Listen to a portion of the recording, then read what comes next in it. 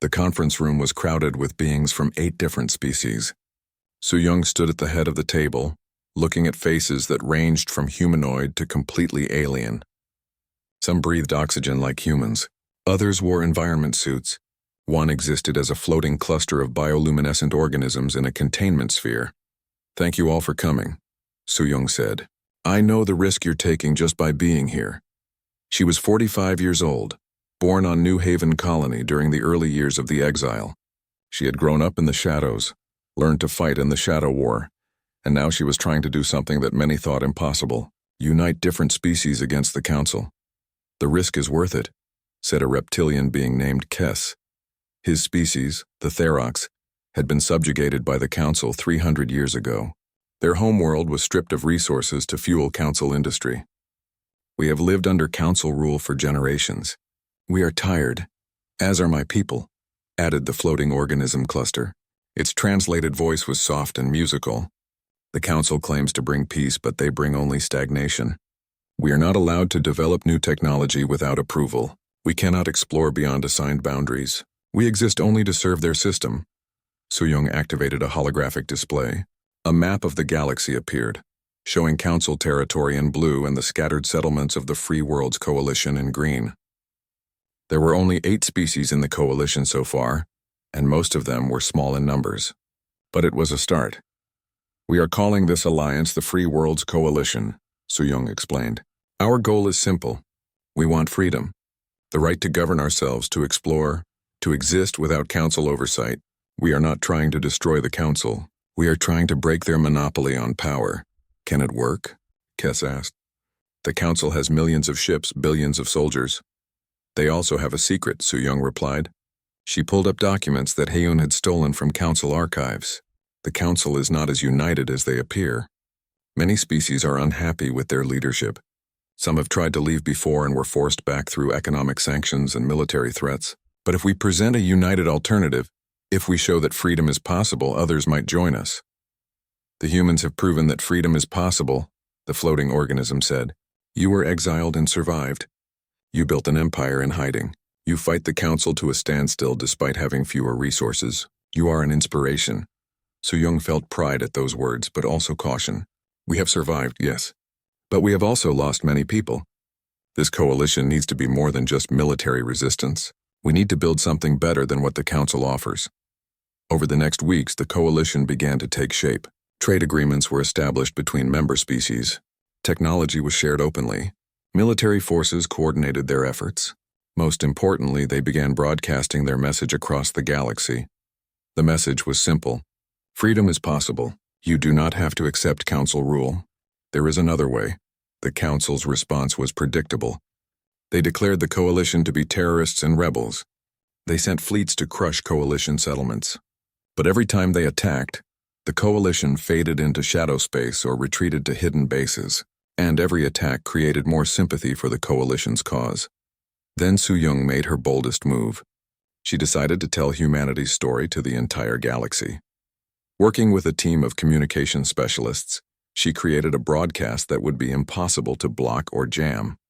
It used quantum channels that the Council could not intercept. It reached every inhabited system in the known galaxy simultaneously. "My name is Su-young," the broadcast began. "I am human. 58 years ago, my species was exiled by the Galactic Council. We were judged too dangerous to join galactic civilization. We were imprisoned in our home system and told we would never be allowed to leave." The broadcast showed images of the exile. Daehyun pleading before the Council. The verdict: the satellite surrounding Sol system. "But we did not accept this judgment," Su-young continued. "We found another way. We developed technology the Council could not detect. We established colonies in places they never looked. We built ships, factories, cities. We survived." More images appeared. Human colonies thriving on distant worlds. The Shadow Fleet protecting civilian transports. Seojin saving the alien civilians at Crying Star's Nebula. "The Council told you we were dangerous. They showed you visions of humans conquering the galaxy. But those visions were lies. What the Council really feared was that we would expose the truth about them." Now the broadcast showed Heyoon's stolen documents, evidence of the Council's manipulation, their suppression of other species, their fear of losing power. The Council has exiled 6 species in the last 10,000 years, Su-Yung explained. All of them disappeared. The Veltros, the Korthan, the Third Dominion. The Council claims they went extinct. But the truth is different. They were crushed by isolation. They were destroyed by a system that punishes those who dare to be different. The broadcast showed the ruins Yuna had discovered, the records of the Veltros describing their desperate situation. We are not here to destroy the Council, Su-Yung said. We are here to offer a choice. The Free Worlds Coalition welcomes any species that wants to govern themselves, to explore freely, to live without constant oversight. We have proven it is possible. Join us. The broadcast ended with coordinates to neutral meeting locations and encrypted communication channels for anyone interested in joining the coalition. The response was overwhelming. Within days, representatives from over 20 species contacted the coalition. Some were just curious. Others were serious about joining. A few were Council spies, but the coalition's intelligence networks identified them quickly. More importantly, the broadcast sparked debate across Council space. Some species defended the Council, arguing that stability was worth the cost. Others questioned whether the Council's version of events was true. Protests broke out on several worlds. The Council's unity began to crack. While Su-Yung dealt with the political consequences, a scientist named Dongwu was making a discovery that would change everything. He had been studying the Veltros ruins for years, trying to understand what had happened to them. Dongwu was 67 years old, one of the original scientists who had worked with Minji on the Shadow Drive. He had devoted his life to understanding the nature of spacetime, and the Veltros research had led him down paths he never imagined. I think I know what happened to them, Dongwu announced during a coalition science conference. They didn't die. They ascended. He displayed complex equations on the holographic projector. The Veltros discovered a way to transcend physical form entirely. They converted their consciousness into pure energy and left this dimension of reality. They still exist, just not in a way we can normally perceive. That sounds like science fiction, someone objected. So did shadow space before we developed it, Dongwu replied. The Veltros were desperate. The exile was destroying them psychologically. So they found a way to escape not just the Council's prison, but physical reality itself. Can we contact them? Su-Yung asked. Dongwu smiled. I already have. The room fell silent. Dongwu pulled up new data. Energy readings from deep space. Patterns that looked almost like language.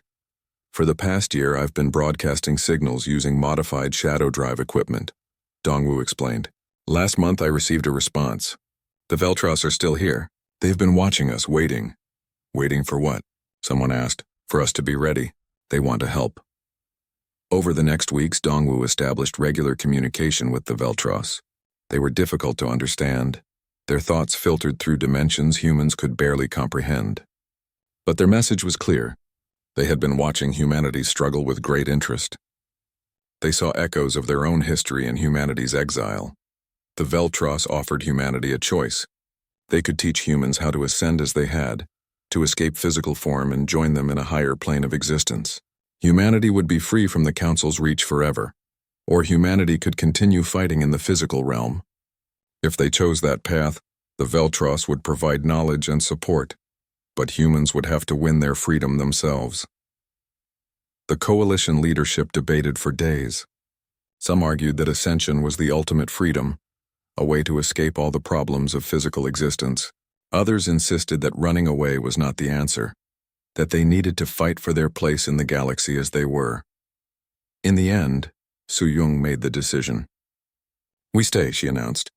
We fight, not because we want war, but because we want others to see that freedom is possible in this reality.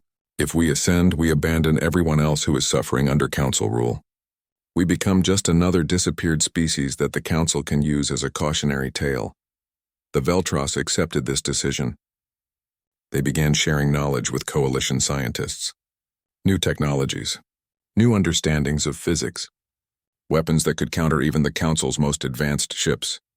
Meanwhile, Admiral J1 was planning humanity's most daring operation. He commanded the Shadow Fleet now, with Taeyong having retired to teach the next generation of officers. J1 was 52, scarred from decades of combat and tired of hiding.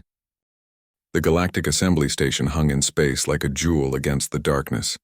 It was a massive structure, home to 10,000 diplomats and staff from every council species. This was where the galaxy's decisions were made, where laws were written, where the fate of civilizations was decided. Admiral Jawan stood on the bridge of the Silent Dawn, watching the station on his display. Around him, the entire Shadow Fleet waited in shadow space, invisible to every sensor the Council possessed. 200 ships ranging from massive carriers to small fighters. Every pilot, every crew member knew this moment would define humanity's future. All ships report ready, his tactical officer announced. Jawan took a deep breath. He thought about Dae-hyun, the ambassador who had been rejected 58 years ago. He thought about all the people who had died in the Shadow War. He thought about the children growing up in hidden colonies, never knowing what it was like to live freely. Begin the operation, Jawan ordered. The Shadow Fleet dropped out of shadow space simultaneously. 200 ships appeared around the Galactic Assembly Station in perfect formation. Council sensors screamed alerts. Defense platforms powered up weapons. Warships stationed nearby scrambled to respond. Jawan opened a broadcast channel that reached every ship, every station, every inhabited world in the galaxy. "Attention, Galactic Council," he said, his voice calm and clear. "This is Admiral Jawan of the Human Shadow Fleet. We are not here to destroy. We are not here to conquer. We are here to talk."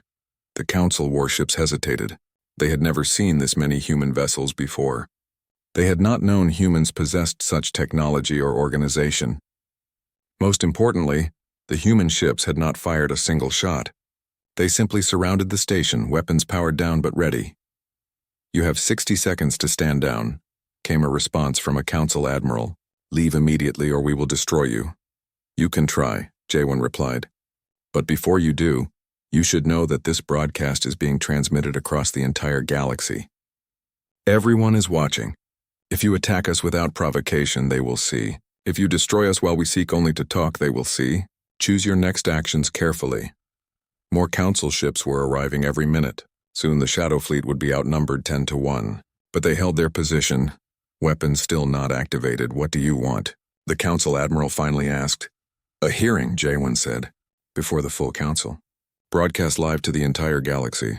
We demand the right to speak, to present our case, to be judged fairly based on truth rather than fear." There was a long silence. Jawan could imagine the emergency meetings happening aboard the council ships, the frantic communications between species trying to decide what to do. They could not simply destroy the human fleet now, not with everyone watching, but they also could not let humanity dictate terms. Finally, a response came from the station itself, the crystalline speaker, the same being who had exiled humanity decades ago. "Your request is granted," it said. "One representative may come aboard to present your case, but your fleet must withdraw to a distance of 1 million kilometers. "Agreed," Jawan replied, "but our fleet remains in this system. If any harm comes to our representative, we will respond." Acceptable. Soo-young was chosen to represent humanity. She had led the coalition, spoken for the free worlds, and devoted her life to this moment.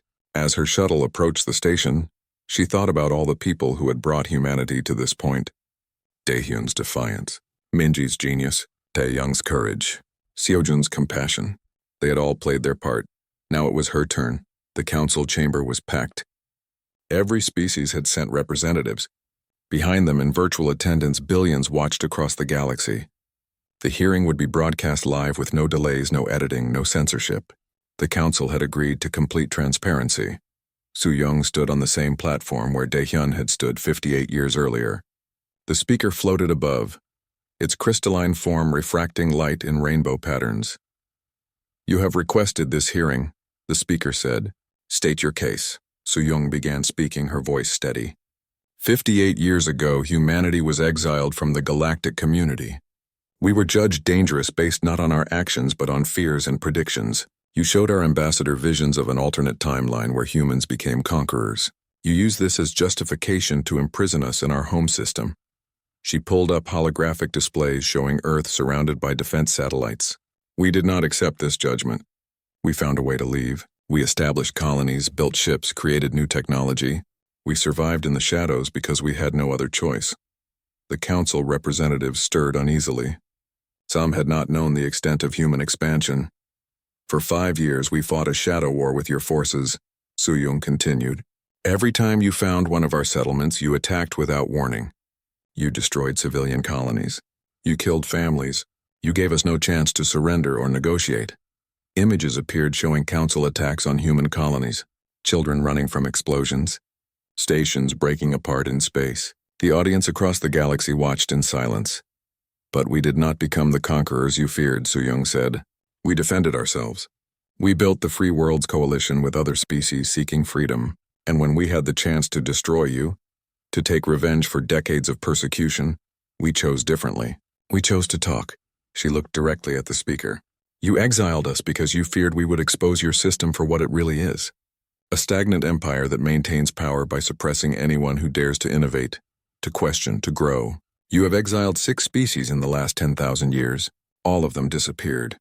You claim they went extinct, but the truth is they were destroyed by your isolation, or forced to escape reality entirely. The chamber erupted in voices. Council representatives argued with each other. The speaker called for order. These are serious accusations, it said. Do you have evidence? Suyong displayed the documents Hyun had stolen. Communications between council leaders discussing how humanity threatened their control, plans to suppress other species, records of previous exiles and what really happened to them. We are not here to destroy the council, Suyong said over the noise. We are here to offer a choice. The Free Worlds Coalition welcomes any species that wants true freedom. We offer open technology sharing, democratic governance, the right to explore and innovate without oversight. We have proven it is possible to exist outside your system.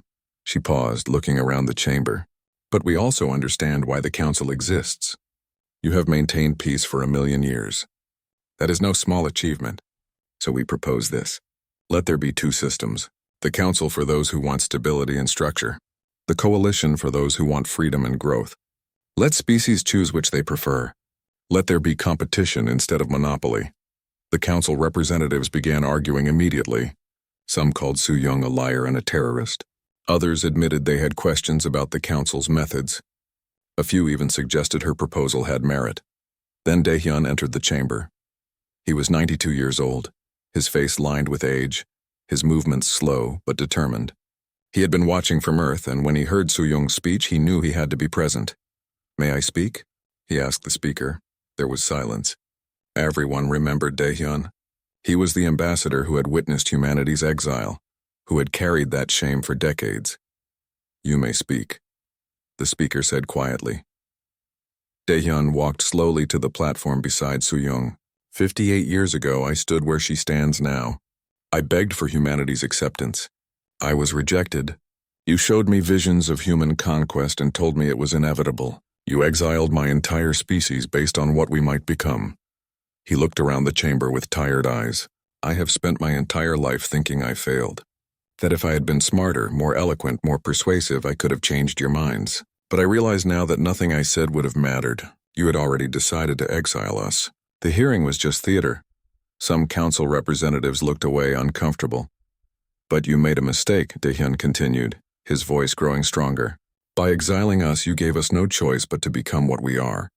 You forced us to innovate in secret, to become invisible, to develop technology you cannot detect. You saw a possible future where humans conquered the galaxy and tried to prevent it. Instead, you created the conditions that made conflict inevitable. He gestured to Suyong. This woman and her generation, they were born into exile.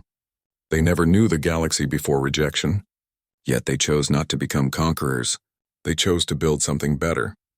They saved alien civilians when they could have destroyed them. They offered alliance when they could have demanded submission. They are everything you feared we would not be. Daehyun's voice broke slightly. I am an old man. I will not live to see the galaxy humanity will help build. But I am proud of my species. You tried to contain us, to suppress us, to make us disappear. Instead, you forced us to become stronger, wiser, more determined. We were exiled by the galaxy, so we built an empire in the shadows, and now we offer that empire not as a weapon but as an alternative. A choice. He looked directly at the speaker. You cannot judge a species for crimes they have not committed, for a future that has not happened. The alarm woke Seojin from a dreamless sleep. He rolled out of his bunk in the pilot quarters and grabbed his flight suit, pulling it on as he ran toward the hangar bay. Other pilots rushed past him, their faces tight with tension. "What's happening?" he shouted over the noise. "Council attack on Mining Station 7, someone yelled back. All fighters scrambling. Seojin reached his ship, a sleek fighter designed specifically for shadow space combat. It was smaller than Council fighters, but faster, more maneuverable, and completely invisible to their sensors when properly phased. He climbed into the cockpit and ran through the pre-flight sequence with practiced efficiency. "Shadow Squadron, this is Control," a voice crackled in his helmet. "Mining Station 7 is under attack by a Council destroyer. 300 civilians on that station. You are authorized to engage." Seojin's hands moved across the controls. His fighter lifted off the deck and shot through the launch bay into open space. Around him, 20 other fighters formed up in a loose formation. They were all young pilots, most under 30. The Shadow Fleet had recruited them from the colonies, trained them in secret, and given them the most dangerous job in human space. "Engaging Shadow Drive," Seojin announced. The universe twisted around his fighter. Colors shifted, space itself seemed to fold. Then they were in shadow space, that thin layer of reality between dimensions. Here they could move at impossible speeds while remaining invisible to conventional sensors. The trip to Mining Station 7 took only minutes. When they dropped back into normal space, Seojin saw the Council destroyer immediately. It was massive, easily 3 times the size of any human ship. Its weapons were firing on the station, tearing through the outer hull. Small figures tumbled into space. People dying. "Shadow Squadron, weapons free," the squadron leader commanded. "Protect those civilians." Seojin targeted the destroyer's weapon arrays and fired. His missiles phased into normal space at the last second, slamming into the Council ship before its shields could adjust. Explosions bloomed across the destroyer's hull. The Council ship tried to track the attacking fighters. But they were too fast, appearing and disappearing like ghosts. More missiles struck home. More sections of the destroyer went dark. "They're hailing us," someone reported. "Ignore it," the squadron leader replied. "They didn't give our people time to surrender. It took 15 minutes to disable the destroyer. Its engines were destroyed, weapons offline, life support failing. The Council crew abandoned ship and escape pods." Seojin watched them go, feeling no satisfaction. This was just the beginning. "Control, this is Shadow Leader," the squadron leader reported. "Threat neutralized. Beginning rescue operations." Over the next hour, they pulled survivors from the damaged station. 247 people saved. 53 dead. Seojin helped carry bodies from the wreckage, their faces frozen in expressions of fear and pain. That was 5 years ago. Now Seojin was 28, and one of the most experienced combat pilots in the Shadow Fleet. He had participated in over 40 engagements against Council forces. The war that neither side officially acknowledged was escalating. The Council called it anti-piracy operations. They claimed they were hunting criminals and unauthorized colonists in the frontier regions. They never admitted they were fighting humans because that would mean admitting humans had escaped their containment. Humanity called it survival. Every time a Council ship found a human colony, they attacked without warning, without mercy. So the Shadow Fleet responded in kind. It was a war of ambushes and disappearances, fought in the dark spaces between stars where no one was watching. Seojin sat in the briefing room of the Silent Dawn, flagship of the Shadow Fleet. Commander Taeyong stood at the front, his face showing the strain of 5 years of constant warfare. "Intelligence reports that Council forces are massing in the outer terminus," Taeyong explained. "They're planning a major operation. We believe they're finally taking us seriously as a threat." "How many ships?" someone asked. "At least 50 warships. 3 capital-class carriers. Thousands of fighters." The room fell silent. 50 ships. The entire Shadow Fleet only had 32 combat vessels, and most of those were converted civilian craft. "We can't fight them head-on," Seojin said. "We would lose." "Agreed," Taeyong replied. "So we won't fight them head-on. We'll fight them the way we always have. Hit and run. Strike and fade. Make them chase ghosts until they give up or run out of ships." A woman in the back stood up. Seojin recognized her as Heian, one of the intelligence officers who operated deep in Council space. She had infiltrated a Council world months ago and was just now returning. "Commander, I have information," Heian said. "I know why they exiled us." Every eye in the room turned to her. Taeyong gestured for her to continue. "I accessed classified Council archives," Heian explained. The real reason humanity was exiled is not what they told Ambassador Daehyun. Yes, they showed him visions of an alternate timeline where humans became conquerors, but that's not the whole truth. The Council's founders have technology that lets them see probability streams. They saw thousands of possible futures. In most of them, humanity joins the Council and becomes one of its greatest civilizations. We bring innovation, creativity, drive. We make the galaxy better. Then why exile us? Seojun demanded. Because in those same futures, we also expose the Council for what it really is. A stagnant empire that has stopped growing, stopped exploring, stopped evolving. The Council founders are afraid of change. They have maintained power for 1,000,000 years by controlling access to technology and enforcing strict rules. Humanity's nature is to question, to challenge, to push boundaries. They exiled us not because we would become conquerors, but because we would become liberators. The briefing room exploded with angry voices. Taeyong called for order. Can you prove this? He asked Haeyoon. She uploaded data to the main display. Documents appeared, written in Council script but translated into human languages. Orders, reports, communications between Council species discussing the human problem. They knew we would expose them, Haeyoon continued. So they exiled us and used the alternate timeline story as justification. They turned us into villains before we could reveal they were the real villains.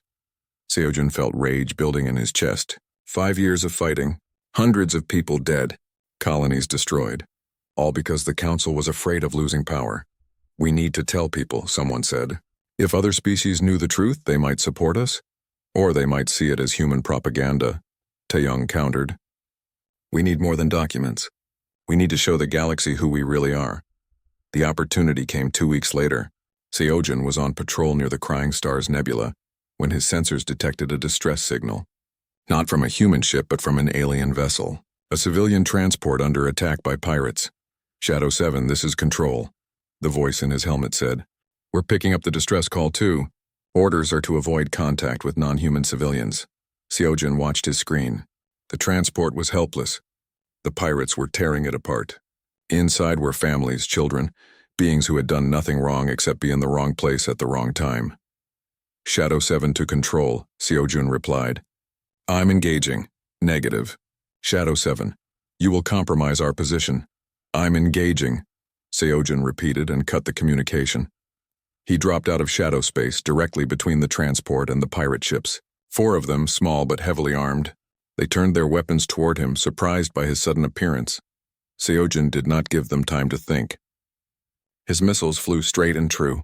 2 pirate ships exploded immediately. The other 2 tried to run, but he was faster. Within minutes, all 4 were destroyed or disabled.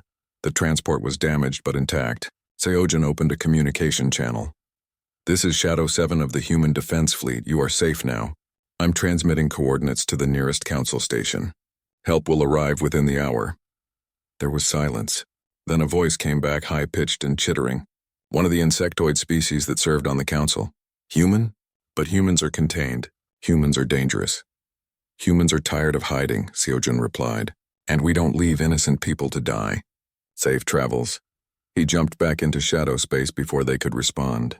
But as he flew back to base, he knew something had changed. Those civilians would talk. They would tell their story. They would broadcast footage from their sensors showing a human pilot saving them. He was right. Within days, the footage was everywhere. Across Council space, people watched a human fighter destroy pirate ships to save civilians. The video showed Seojun's ship phasing in and out of space, moving with impossible speed and grace. It showed him protecting the weak against the strong. The Council tried to suppress it, but the video spread too fast. Soon people were asking questions. If humans were so dangerous, why did this one save Council civilians? If humans were contained, how did they have such advanced ships? If humans were villains, why did they act like heroes? The Council's response was swift. They declared the video was fake, human propaganda designed to trick people. They increased military operations in the frontier, hunting for human colonies with new intensity. But something had changed. When Council ships found human settlements now, they sometimes hesitated before attacking. 50 years had passed since the exile. An entire generation of humans had been born and raised in a galaxy that had rejected them before they could even walk. Jiwon stood in the observation deck of the research station, hidden inside a dark matter nebula. She was 32 years old. the daughter of Minji, the woman who had made this all possible. Her mother had died 5 years ago, but her legacy lived on in every ship that slipped through shadow space undetected. Dr. Jiwan, we have another one, her assistant called out. Jiwan turned from the window and walked to the holographic table in the center of the room. A three-dimensional map of the galaxy appeared, glowing with thousands of markers. Blue dots represented known council space. Red dots showed the locations of human colonies. There were 73 red dots now, scattered across the galactic fringe where no one else wanted to go. Where? Jiwan asked. Sector 789. A derelict ship, non-council design. Could be old salvage. Send a recovery team. Full stealth protocols. This was humanity's new reality. While the council believed humans were still trapped in their home system, the truth was far different. The shadow drive had worked beyond anyone's dreams. Ships could slip into a layer of space-time that was invisible to all known sensors. They left no trace, no signature, nothing to indicate they had ever been there, but they could not stay hidden forever if they wanted to survive. So humanity had become scavengers and ghosts, exploring the places no one else went, finding abandoned technology and establishing colonies in systems too remote or dangerous for the council to care about. Jiwan pulled up the colony reports. New Haven, the largest human settlement outside Seoul, now had a population of 2 million. Sanctuary Station orbited a neutron star, its inhabitants mining exotic matter for the Shadow Drive network. Freedom's Rest was built inside an asteroid field so dense that conventional ships could not navigate it. Each colony was self-sufficient, each one completely silent to the outside galaxy. Doctor, there is someone here to see you, her assistant said. Jiwan looked up to see a young woman in a scout uniform. She was thin, her skin pale from spending too much time in space. Dark circles shadowed her eyes. Yuna, Jiwan asked. I thought you were on the FAR survey mission. Yuna nodded weakly. I was. I found something. Something important? They moved to a private briefing room. Yuna activated her personal data core and images appeared on the wall. Ancient ruins, weathered by time and alien elements. Structures that rose from barren ground like broken teeth.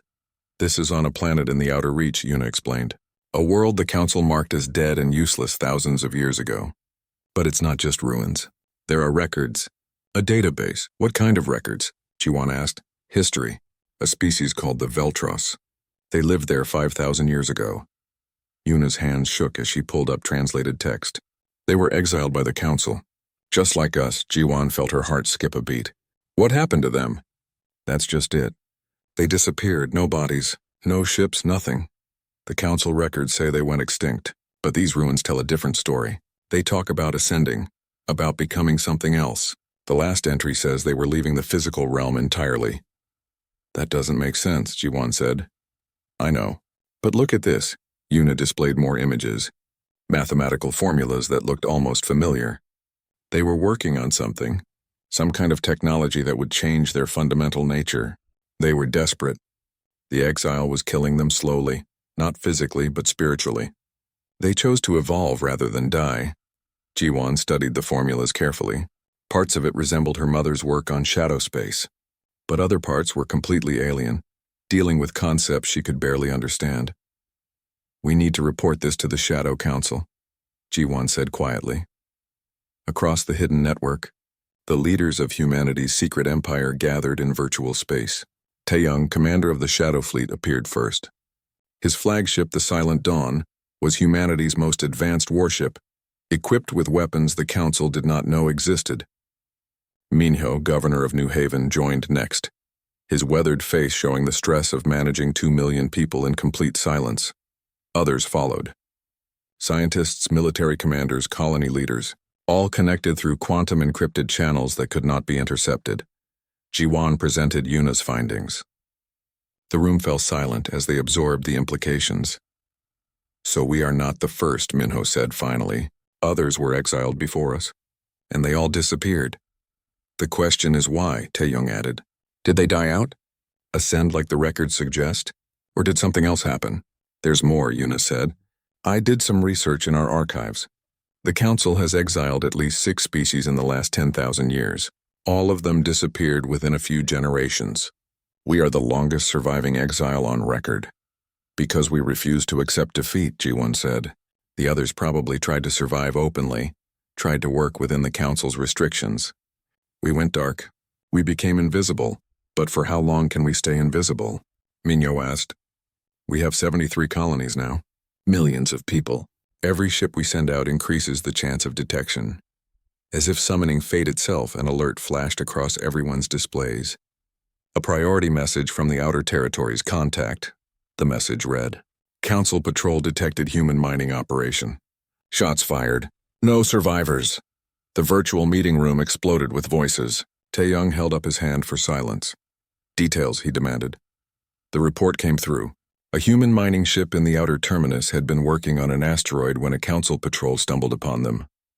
The Council ship had attacked immediately, assuming they were criminals or pirates. They had not expected the mining ship to be armed or for it to fight back. The Council ship was destroyed. All hands lost. This changes everything, Minho said. They know we are out here now. They probably think it was just one ship, Ji-won countered. A fluke. If we stay quiet, they might not investigate further. Or they might send an entire fleet to hunt down every human vessel they can find, Tae-young replied. The debate raged for hours. Some argued for retreating deeper into hiding. Others wanted to prepare for war. A few even suggested revealing themselves and trying diplomacy again. In the end, they decided to wait and watch. Ji-won was assigned to analyze the Veltros data further. Tae-young was ordered to prepare the Shadow Fleet for possible combat. All colonies were put on high alert. 3 weeks later, the Council's response came. A task force of 12 warships entered the outer terminus. They were not there to patrol. They were there to hunt. Ji-won watched the reports come in from her station. The Council ships were scanning everything, investigating every asteroid, every empty system. They were looking for more humans. They will find our colonies eventually, her assistant said. No, Ji-won replied. They will find what we want them to find. She opened a communication channel to Tae-young. Commander, I have an idea. What if we give them something to chase, a decoy? Let them think they have found us when they have only found shadows. Tae-young's face appeared on the screen, a slight smile on his lips. I like the way you think, Doctor. What did you have in mind? We have old mining ships, correct? Obsolete models we no longer use? Yes, at least 20 of them in storage. Retrofit them with basic weapons and skeleton crews. Let them operate in Council patrol zones. When the Council finds them, they will think that is the extent of our expansion. A few dozen ships, nothing more. And while they chase our decoys, we continue expanding in the other direction. Tae-young finished. Brilliant. But it will cost lives. Those skeleton crews will be at risk. I know, Ji-won said softly. But if we do nothing, all of us are at risk. The plan was set in motion. Over the next months, 20 ships began appearing in Council space. They mined asteroids, scouted systems, and always vanished before Council forces could catch them. It drove the Council mad trying to track them down. Meanwhile, humanity's real expansion continued in the opposite direction. New colonies were founded in the galactic south, far from Council patrols. The Shadow Fleet grew larger, its ships incorporating technology from the derelict vessels they had salvaged over the years. Ji-won continued studying the Veltros ruins. The more she learned, the more convinced she became that they had not died. They had transcended somehow, escaped the physical limitations that the Council imposed. But how? And more importantly, could humanity do the same if they had to? Late one night, alone in her laboratory, Ji-won made a breakthrough. The Veltros formulas were not just mathematics. They were instructions, a map for changing the fundamental nature of consciousness itself. She sat back in her chair, staring at the equations. Humanity now had a choice. They could continue hiding, building their shadow empire slowly over generations, or they could take the same path as the Veltros, abandon their physical forms entirely and escape to a realm the Council could not touch. But was that really escape? Or was it just another form of defeat? Ji-won saved her research and closed the files. That decision was not hers to make. For now, humanity would continue as they were, ghosts in the void, building their strength in silence. Outside her window, ships came and went through shadow space, invisible to the galaxy that had rejected them. Each ship carried colonists to new worlds, supplies to growing settlements. The chamber was silent except for the soft hum of translation devices. Dae-hyun stood alone on the circular platform, surrounded by 43 alien species who held humanity's fate in their hands. Above him, The Galactic Assembly stretched into darkness, tier upon tier of representatives watching from their species-specific environments. Some breathed methane, others lived in water tanks, and a few existed as pure energy behind containment fields. Daehyun had prepared for this moment for 3 years. He wore a simple gray suit, Earth's flag patch on his shoulder. His hands trembled, slightly, but he kept his voice steady as he addressed the council speaker, a being made entirely of blue crystal that refracted light into rainbow patterns. Honored members of the Galactic Council, Daehyun began. Humanity comes before you seeking only what you have granted to every species in this chamber. We ask for membership, for the right to trade, to share knowledge, to exist among the stars as equals. The crystalline speaker made no sound, but the translation device in Daehyun's ear converted its telepathic thoughts into words. Ambassador Daehyun of Earth, your species has been evaluated according to our ancient protocols.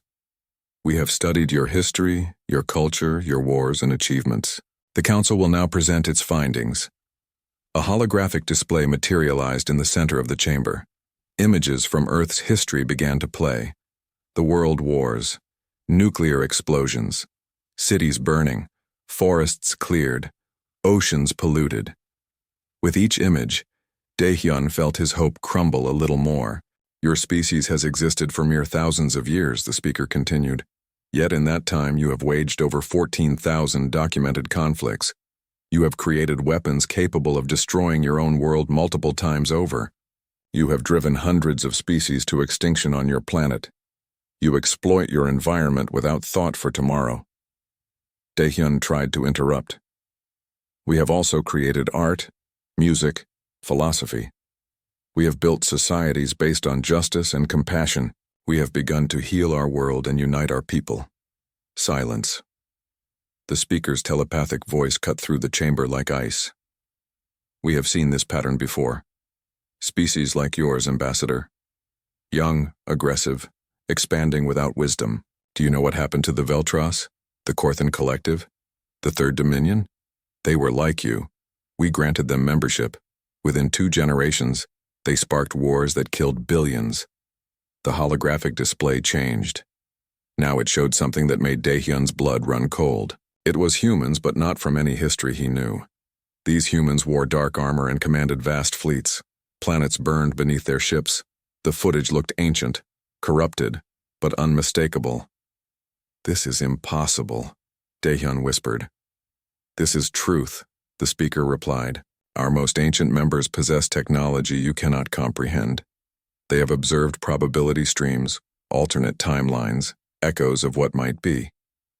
In one such timeline, humanity was granted membership. Within 500 years, your species conquered a third of the known galaxy.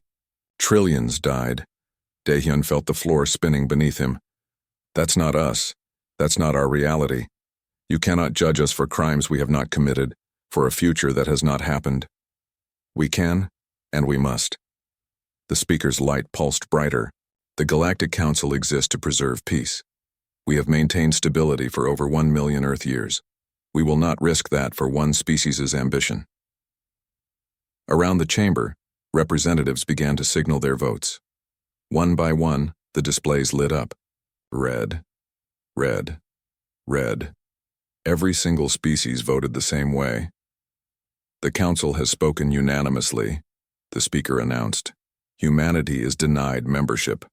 Furthermore, humanity is declared too dangerous to participate in galactic civilization. Effective. Immediately, your species is quarantined to your home system.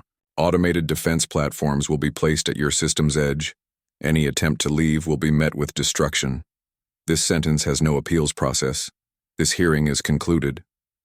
The platform beneath Daehyun began to lower. He tried to speak, to argue, to plead, but no sound came out. Around him, alien representatives were already turning away, moving on to other business. To them, humanity was just another problem solved, another potential threat contained. The journey back to Earth took 3 months. Daehyun spent most of it in his quarters, staring at the stars through the viewport. The irony was not lost on him. Humanity had finally proven they could travel between stars, had finally made contact with other civilizations, only to be told they were not welcome. When his ship crossed back into the Sol system, Daehyun saw the new additions.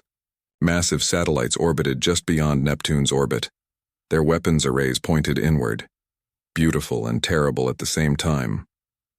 Humanity's prison was now complete. At Earth's orbital station, the United Sol government was waiting. President Hyunwoo met Daehyun at the airlock, his face grim. "I'm sorry," Daehyun said. "I failed." "You didn't fail," Hyunwoo replied. "They made their decision before you ever spoke. We monitored the hearing. Come, we need to talk." In the government chambers, Daehyun found an assembly of humanity's brightest minds. Military leaders, scientists, philosophers, and colony representatives from Mars, Europa, and Titan. Among them was Minji, the quantum physicist who had helped develop humanity's first working faster-than-light drive. Hyunwoo addressed the room. "Everyone has seen the verdict. The question now is what we do about it." "What can we do?" someone asked. "We're trapped. Those satellites will destroy anything that tries to leave." "We could fight," suggested a military general. "We have weapons, ships, and they have 43 species with millions of years of advancement," another voice countered. "We would lose." Minji raised her hand. "What if we don't fight them directly? What if we find another way to leave?" All eyes turned to her. She stood and activated a holographic display. Complex mathematical equations filled the air. "I've been working on something," she explained. "A different kind of faster-than-light travel. The Council's sensors detect ships moving through normal spacetime. But what if we travel through a different layer of reality? Subspace. Shadow space. They would not even know we were there." "Can it work?" Hyunwoo asked. "I don't know," Minji admitted. "It would take years to develop. But it's possible." A young woman stood up in the back. Daehyun recognized her as Subin, a colonist from Titan barely 20 years old. "If I may speak," she said softly. Hyunwoo nodded. "My grandparents came to Titan when it was just ice and rock," Subin said. "They were told it was impossible to build a colony there. But they did it anyway. My parents were born in tunnels beneath the ice. They were told we would never be self-sufficient. But we are. Now the Council tells us we cannot go to the stars. I say we prove them wrong again." The room was quiet for a moment. Then someone started clapping. Then another. Soon the entire chamber was applauding. Hyunwoo looked at Daehyun. "They have exiled us to the shadows, my friend. So let us use those shadows to our advantage. If they will not let us join their galaxy, we will build our own." "In secret?" Daehyun asked. "In silence," Hyunwoo confirmed. "We will become ghosts. We will expand where they are not looking, and when the time comes, when we are strong enough, we will return. Not as supplicants begging for acceptance, but as equals demanding our rightful place." Daehyun looked around the room at the determined faces. Humanity had been rejected, exiled, imprisoned, but they had not been defeated. Perhaps the Council had just made their greatest mistake. "How long will this take?" Daehyun asked. Minji considered. "To develop the shadow drive? At least 20 years. To build ships and establish hidden colonies? Another 20 after that." 40 years, Hyunwoo said. "My grandchildren will see this through." "Then we have work to do," Daehyun replied. Outside the station windows, Earth turned in its eternal dance. Beyond it, the stars glittered with promise. The Council thought they had contained humanity. They had only forced them to evolve.